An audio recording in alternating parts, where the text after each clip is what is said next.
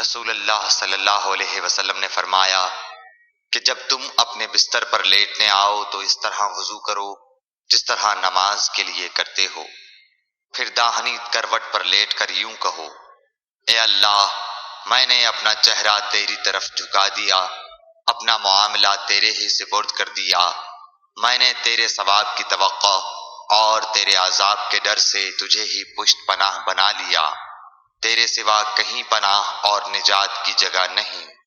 اے اللہ، جو کتاب تو نے نازل کی میں اس پر ایمان لایا، جو نبی تو نے بھیجا میں اس پر ایمان لایا، تو اگر اس حالت میں اسی رات مر گیا تو فطرت پر مرے گا، اور اس دعا کو سب باتوں کے آخر میں پڑھ۔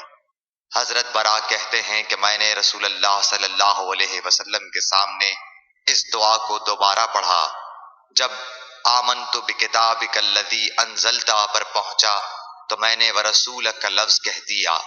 آپ نے فرمایا نہیں، یوں کہو ونبیک الذی ارسلت۔ صحیح بخاری حدیث نمبر 247۔